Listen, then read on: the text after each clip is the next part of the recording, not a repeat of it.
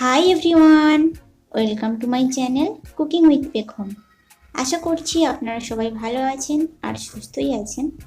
আজ আমি স্পেশাল এক পদ্ধতিতে খুব টেস্টি ঝিঙে পোস্ত বানিয়ে দেখাবো। তো চলুন দেখে নেওয়া যাক কীভাবে বানাবো। এর জন্য এখানে দেখুন ঝিঙে নিয়েছি 500 গ্রাম ঝিঙে। এখানে 4 পিস ঝিঙে আমি এইভাবে খোসা ছাড়িয়ে নিয়েছি সম্পূর্ণটা করে।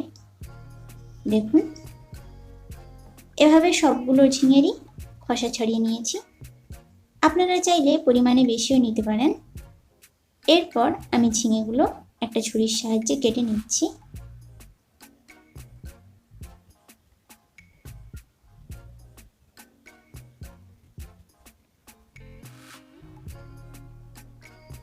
এভাবে মাঝখান থেকে টুকরো করে ছোট ছোট করে টুকরো করে নেব।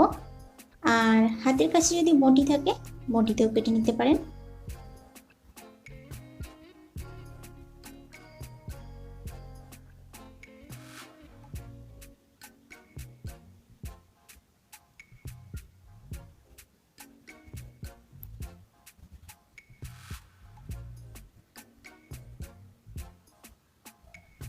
এভাবে করে ঝিঙেগুলো টুকরো করে কেটে নিলাম।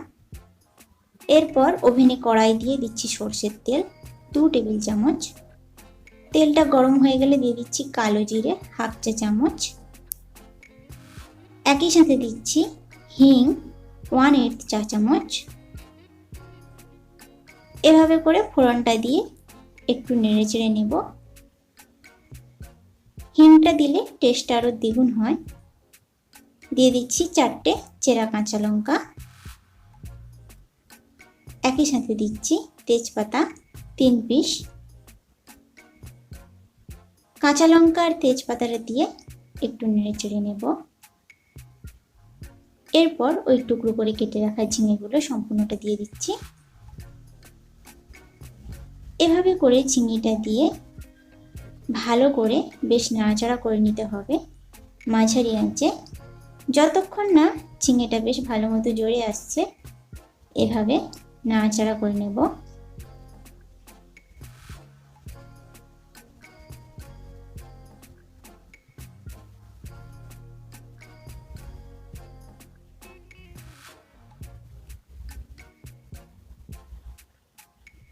এরপর দিচ্ছি স্বাদ অনুযায়ী লবণ।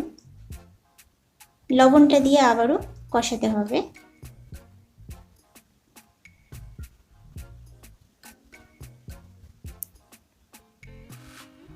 দিচ্ছি হলুদ গুঁড়ো 1/2 চা চামচ। হলুদ গুঁড়োটা দিয়ে একইভাবে কষিয়ে নিচ্ছি।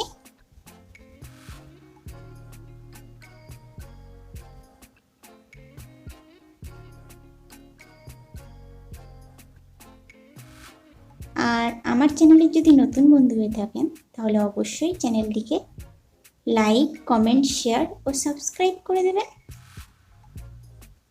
এভাবে করে কষিয়ে নিয়ে যখন এইভাবে কষাতে কষাতে ঝিঙেটা যখন খুব ভালোভাবে জড়ে যাবে, এই পর্যায়ে দিচ্ছি আদা বাটা 1 চা চামচ। আদা বাটাটা দিয়ে একইভাবে কষাবো।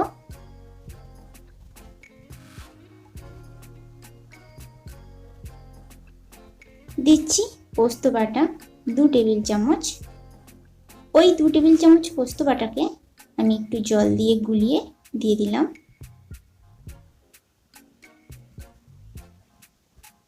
এভাবে করে দিয়ে নাড়িয়ে চাড়িয়ে আরও বেশ কিছু সময় ধরে ভালো করে ফুটতে দেব।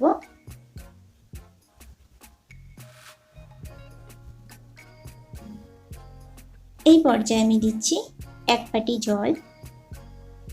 সামান্য সামান্য জল দিয়ে ভালো করে সেদ্ধ করে নিতে হবে।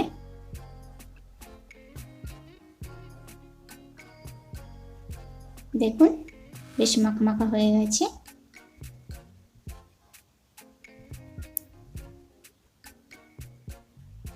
এরপর আমি দেখুন পরিবেশন করে দিচ্ছি। ঝিঙে পোস্তটা একদম তৈরি। কতটা সুন্দর দেখতেও হয়েছে আর এটা ভীষণই টেস্টি হয়। আর এই ঝিঙে পোস্ত রেসিপিটা যদি ভালো লেগে থাকে তাহলে আপনারা অবশ্যই এটা বাড়িতে বানাবেন আর আমাকে কমেন্ট করে তো জানাতে একদম ভুলবেন না।